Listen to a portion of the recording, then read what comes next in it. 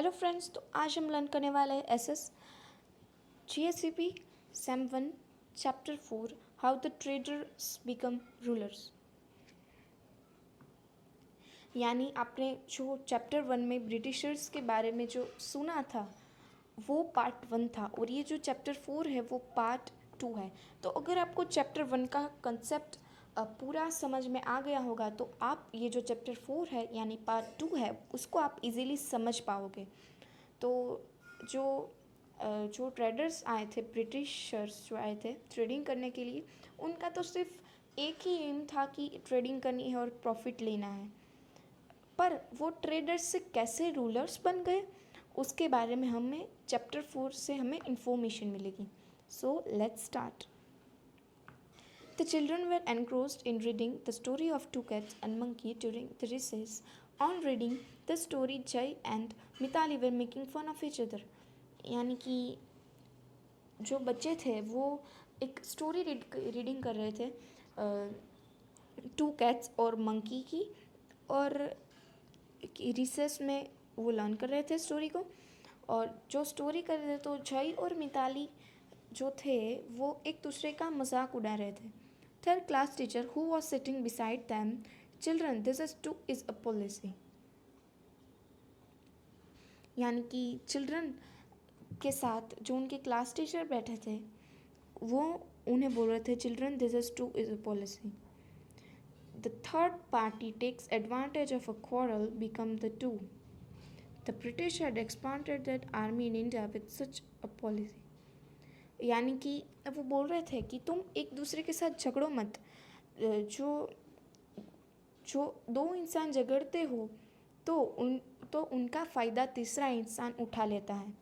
ऐसा ही ब्रिटिशर ने हमारे इंडिया वालों के साथ किया था। The British had expanded their empire in India with such a policy, Jay asked. Sir, how is that possible? The class teacher replied, let us go to class and there I will explain about how the British came to India and established their rule over the Indians. यानी कि बोल रहे थे कि ऐसे ही ये policy का ऐसे ही जो इंडिया के राजा जो थे तब वो आपस में झगड़ते थे तो इसका ही फ़ायदा ब्रिटिशर ने उठाया था। फिर जय बोलता है कि ये कैसे हो सकता है। फिर टीचर ने बोला कि चलो क्लास में हम जाते हैं, वहाँ पे मैं आपको ये पूरा चैप्टर ब्रीफली मैं आपको समझाऊंगी। By the mid of the 18th century, the British had started to emerge as a strong power on the Indian political horizon. यानी कि 18th सेंचुरी के बीच से जो ब्रिटिशर थे उनमें बहुत ही पावर आ गया था। पावर वो अच्छी तरह से पावर आ गया था राजनीति में, Indian political. Do you know that the British came to India only for trade. जैसे कि मैंने बोला ना कि ब्रिटिशर का सिर्फ एक ही एम था कि उन्हें इंडिया आकर ट्रेड करना है और प्रॉफिट लेना है। Initially, they took permission to trade in Indian states. Then, how did they become the rulers to enter India? यानी कि बोल रहे हैं कि ब्रिटिशर ने तो सिर्फ ट्रेड करने की ही इंडिया के राजा से परमिशन मांगी थी, फिर कैसे वो रूलर्स बन सकते हैं पूरे इंडिया के। The history of the British arouses many such questions. यानी कि जो ब्रिटिशर ने जो रूल किया उसकी हिस्ट्री देकर बहुत सारे क्वेश्चंस आपके दिमाग में उठते होंगे। To serve their economic interest, they increased their political hold on India with the use of British diplomatic tactics. वेलेस्ली's policy of expansion, यानी कि लॉर्ड वेलेस्ली ने जो पॉलिसी चलाई थी, जैसे कैसे अपने चैप्टर 1 में देखा था कि ब्रिटिशर की एक पॉलिसी थी डिवाइड एंड रूल। यानी कि जो राजा थे उनकी जो यूनिट है उनको तुड़वा कर फिर हम उनका दिल जीत कर हम रूल कर सकते हैं। ऐसे ही लॉर्ड वेलेस्ली की एक पॉलिसी है एक्सपांशन करने की। When Wellesley came to India as the Governor General, cutthroat competition existed between England and France. यानी कि जब वेलेस्ली इंडिया आए थे गवर्नर जनरल बनकर, तब कंपटीशन चल रही थी इंग्लैंड और फ्रांस के बीच. It was necessary to check France from becoming powerful in India. So as to expand the British rule in India, Wellesley introduced a new plan which was known as the Subsidiary Alliance. यानी कि France British rule से ज़्यादा powerful हो रहा था, इसीलिए Lord Wellesley ने एक प्लान बनाया जिसका नाम रखा था subsidiary alliance. As per the scheme, any princely state that accepted the alliance had to keep and maintain the British army as well as keep British representative in the royal court. यानी कि जो subsidiary alliance की जो scheme है वो कोई भी राजाशाही princely state यानी कि राजाशाही वाला स्टेट वो सब्सिडरी अलायंस वाली स्कीम को एक्सेप्ट करता है तो उन्हें ब्रिटिश आर्मी को मेंटेन करना यानी कि उनको खाने पीने से लेकर सब उनका ध्यान रखने का, और जो उनका जो रॉयल कोर्ट यानी कि उनका दरबार बोलते हैं ना, दरबार में उनका एक ब्रिटिशर भी रहेगा. इसका मतलब ये हुआ कि ये ब्रिटिशर जो भी ये जो स्कीम है उसको फॉलो करेगा तो उनको ही सब ब्रिटिश आर्मी का सब करना है.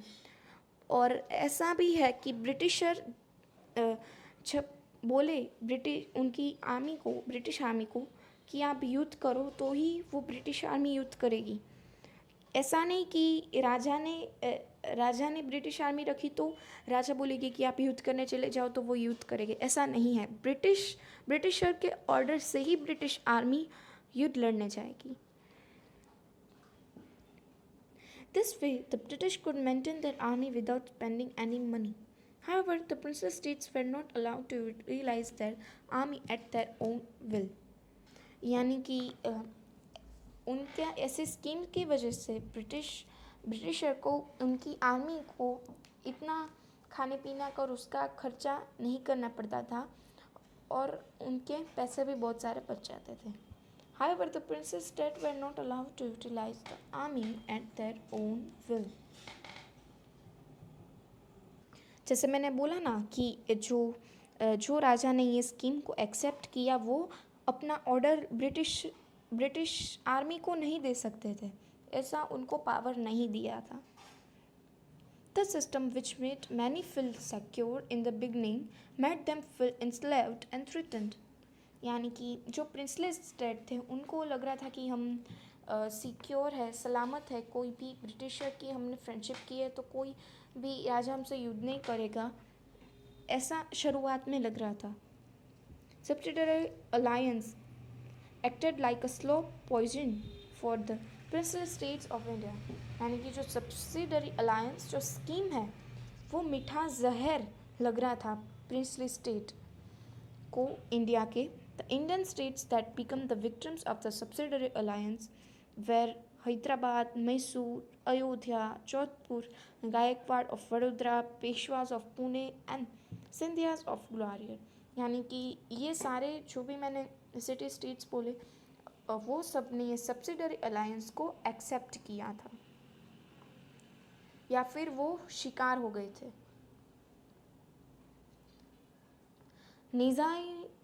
Nizam of Hyderabad was the first victim of Wellesley's subsidiary alliance. यानी कि जो लॉर्ड वेलेस्ली ने जो सब्सिडरी अलायंस की स्कीम निकाली थी उसको सबसे पहले हैदराबाद के निज़ाम ने एक्सेप्ट की थी. कैसे बोलते हैं कि राजा ऐसे बोलते हैं, वैसे ही निज़ाम ऑफ हैदराबाद यानी कि हैदराबाद के Nizam. Then it was Mysore and Ayodhya. यानी कि हैदराबाद के बाद मैसूर और Ayodhya, Tanjore and Karnataka met with the same fate. यानी कि उन्होंने भी सब्सिडरी अलायंस को एक्सेप्ट किया. The British made the Marathas fight amongst themself and consequently them made them accept. यानी बोल रहे हैं कि फिर उसके बाद में ब्रिटिशर ने मराठा के साथ फाइट लड़ी और फिर उनको भी एक्सेप्ट करवाई सब्सिडरी अलायंस। मराठास को एक्सेप्ट नहीं करनी थी पर उनको भी एक्सेप्ट करवाई ये scheme. Owing to the losses incurred by Nizam in his fights with Marathas, यानी कि हैदराबाद के निज़ाम भी थे फाइटिंग में मराठास के अगेंस्ट में। He was the first to accept this alliance. Tipu Sultan of Mysore refused to do so, but after the British victory in the Fourth Anglo-Mysore War, Mysore war forced to become subsidiary alliance, यानी कि मैसूर के जो टीपू सुल्तान थे उन्होंने ये accept नहीं किया था subsidiary alliance, but fourth Anglo Mysore war के बाद सब्सिडरी अलायंस जो था वो मैसूर को एक्सेप्ट करवाया। Maratha chief fought amongst themselves after the death of नाना फडनाविस, यानी कि जो मराठा के महाराष्ट्र के जो लीडर थे नाना फडनाविस, उनकी डेथ के बाद जो ये डिवाइड एंड रूल पॉलिसी जो थी वो ब्रिटिशर्स ने अपनाई और सब्सिडरी अलायंस उनको इस तरह से एक्सेप्ट करवाया। The other states, namely Ayodhya, Gorakhpur, Tanjore, Karnataka, Farrukhabad, also suffered the same fate in this way in a span of 7 years. यानी कि जैसे मराठास को कैसे ये पॉलिसी एक्सेप्ट नहीं करी थी, तो वैसे ही अयोध्या, गोरखपुर, तंजौर, कर्नाटका, फारुखाबाद, उनको भी जो पॉलिसी थी, जो स्कीम थी वो उनको भी एक्सेप्ट नहीं करनी थी, पर उनको सेम मराठा की जैसे उन्हें एक्सेप्ट करवाई। 7 साल के अंदर ही इन लोगों ने इतने सारे जो प्रिंसली स्टेट थे उन पे अपना कब्जा कर लिया था। Wellesley expanded the company rule and made the British supreme power of India, यानी कि वेलेस्ली की इस स्कीम की वजह से ब्रिटिश रूल बहुत ही ज़्यादा बढ़ गया था और सुप्रीम पावर हो गया था इंडिया का ब्रिटिश रूल। ये है लॉर्ड वेलेस्ली की स्केच। उस टाइम पे फ़ोटोज़ नहीं होती थी इसीलिए स्केच बनाई गई है, और यहाँ पे 4.2 जो पिक्चर दिया गया उसमें वेलेस्ली ने जो बैटल फोर्ट किया था उसकी भी स्केच ही है।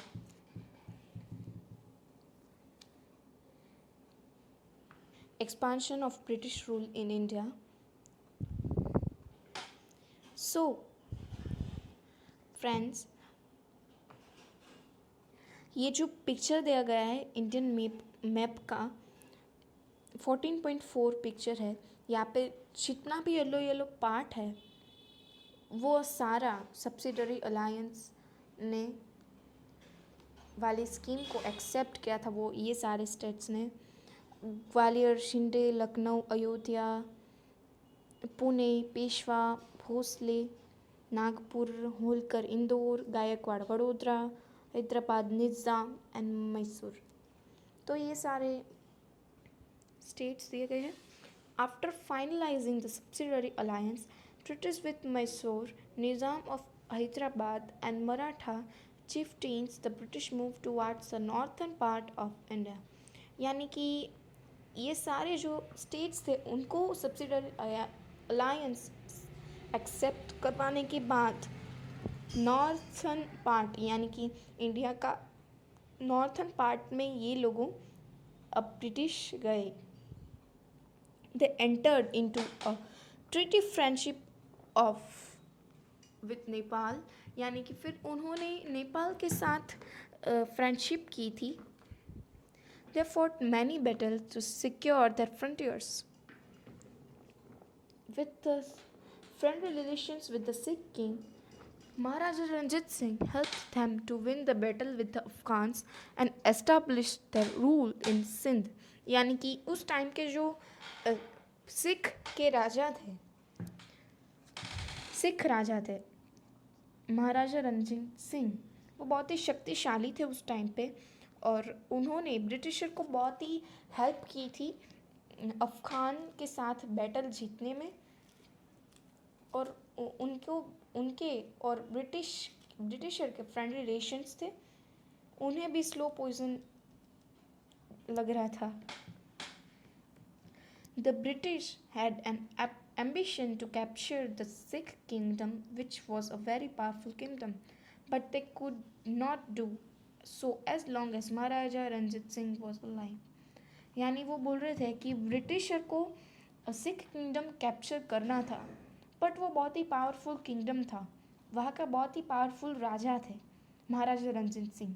इसलिए उन्होंने सोचा कि जब तक महाराजा रंजीत सिंह जिंदा है तब तक हम उनके साथ फ्रेंडली रिलेशन रख रहे हैं। एक जो ब्रिटिशर थे उनकी एक खासियत है कि जिसके साथ वो लड़ सके उसके साथ उनका जो स्टेट है वो कब्ज़ा कर सकते थे, उनका कब्ज़ा कर लेते थे, और जिसके साथ वो कब्ज़ा उनका स्टेट नहीं कर पाते थे, वो उनसे ज़्यादा स्ट्रॉन्ग था उनका राजा या स्टेट, उसके साथ वो फ्रेंडली रिलेशन कर डालते थे, स्लो पॉइजन करते थे। So they kept friendly relations with Maharaja Ranjit Singh. Ranjit Singh was a strong ruler of that time. He had set up a strong army with the help of European officers for the protection of his state. He attained victories over many nearby states. यानी कि मैंने बोला ना कि महाराजा रंजीत सिंह उस time के बहुत ही powerful राजा थे, इसीलिए ब्रिटिशर ने उनके साथ फ्रेंडली रिलेशन रखे थे और उन्होंने बहुत बड़ी आर्मी और स्ट्रॉन्ग आर्मी की थी यूरोपियन ऑफिसर की हेल्प से, और उन्होंने बहुत सारे युद्ध में उन्होंने विजय प्राप्त की थी नज़दीक के बहुत सारे स्टेट्स पे। After his death Punjab suffered anarchy. Governor general sir Henry Hardinge came to India and brought the Sikh rule completely under the British rule with the policy of interference and annexation. यानी कि जब महाराजा रंजीत सिंह की death हो गई थी, पंजाब को जो governor general sir Henry headings थे वो इंडिया में आए और सिख रूल को कम्प्लीटली ब्रिटिश रूल के अंडर ले लिया था विद द हेल्प ऑफ यानी कि policy of interference and annexation की हेल्प से उन्होंने पंजाब को पूरी तरह से अंडर में ले लिया था। डलहाउसीज पॉलिसी ऑफ एनेक्सेशन, तो अब ये दूसरा ब्रिटिशर है डलहाउसी, इसकी भी स्केच है। The aim of Wellesley's policy of expansion was to enslave the native kingdoms without using much of the British resources. यानी कि जो लॉर्ड वेलेस्ली है उसकी जो एम था जो इस पॉलिसी का यूज़ करने का वो एक्सपांशन था, ब्रिटिश रूल का एक्सपांशन, और ये जो स्कीम उन्होंने की थी उसकी वजह से उन्हें बहुत ब्रिटिश सोर्स की बहुत कम ज़रूरत पड़ी। The states that accepted the subsidiary alliance considered the British as their friends. यानी कि जो भी स्टेट ने सब्सिडरी अलायंस एक्सेप्ट किया था वो ब्रिटिशर वो उनके फ्रेंड थे। Eventually in the absence of internal external threat they become irresponsible and the administration started deteriorating. यानी कि फिर उन्हें लगा कि हमने सब्सिडरी अलायंस को एक्सेप्ट किया है तो हमारे पास तो आर्मी है, इसीलिए फिर वो एडमिनिस्ट्रेशन यानी कि वो इतना ध्यान नहीं देते थे ये राजनीति में, इसीलिए फिर उनका जो रूल था वो धीरे धीरे ख़त्म होने लगा था। The outcome of the conspiracy of the British was the anarchy in many princely states. The Indian rulers got trapped in it, यानी कि सब्सिडरी अलायंस में जो इंडियन रूलर थे वो फंस गए थे। The British got an excuse to start interfering into the internal affairs of the states on the pretext putting an end to the anarchy. यानी कि जो दो स्टेट्स थे उनके बीच में जो ये ब्रिटिशर थे वो इंटरफेयर करने लगे थे। Thereafter बर्मा, जो बर्मा है वो अभी म्यांमार है, and the regions of Punjab were also annexed. If the king died without a son, his state was annexed. यानी कि फिर उन्होंने ऐसी पॉलिसी की कि अगर जो राजा है वो मर गया और उसका बेटा नहीं है तो उसका जो स्टेट है, राज्य है, वो हड़प लिया जाएगा, यानी कि वो ब्रिटिशर का हो जाएगा राज्य। ऐसे ही सतारा, झांसी, नागपुर के साथ हुआ था।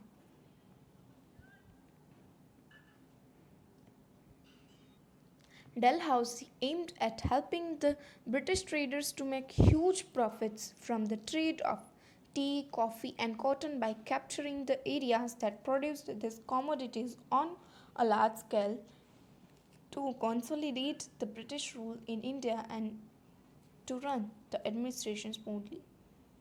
यानी कि डेलहाउसी का एम था ब्रिटिश ट्रेडर को हेल्प करने का कि वो उनका बहुत ही ह्यूज प्रॉफिट करवाता था। डेलहाउसी टी यानी कि चाय, कॉफ़ी, कॉटन की ट्रेडिंग से वो बहुत ही बड़ी अमाउंट में प्रॉफिट करवाता था। Dalhousie in India during his tenure, first railway line was started between Mumbai and Thane in 1853 CE, यानी कि उनका ह्यूज प्रॉफिट होने लगा था। तो फिर इतनी सारी जो चीज़ें थी ट्रेडिंग की, वो सारी एक्सपोर्ट करनी हो या फिर एक स्टेट से दूसरे स्टेट में लानी हो तो वो कैसे लाए। इसलिए फिर डेलहाउसी ने फर्स्ट रेलवे लाइन यानी कि फर्स्ट रेलवे रूट स्टार्ट किया था मुंबई से थाने का 1853 सीई में। ये है फर्स्ट रेलवे इन इंडिया की photo. The modern postal system started in India and wireless system between India and England too was introduced during this tenure. He passed laws to ban child marriage and advocated widow remarriage. यानी कि Dalhousie है, उन्होंने है ना जो child marriage था यानी कि छोटी उम्र में शादी, चाइल्ड मैरिज, वो लॉ था वो बैन करवा दिया।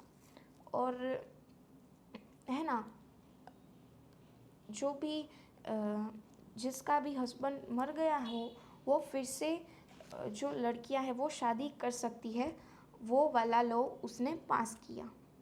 English education spread in India during this time, यानी कि अब आपको तो पता है कि इंडिया में बहुत सारे लैंग्वेजेस होती है।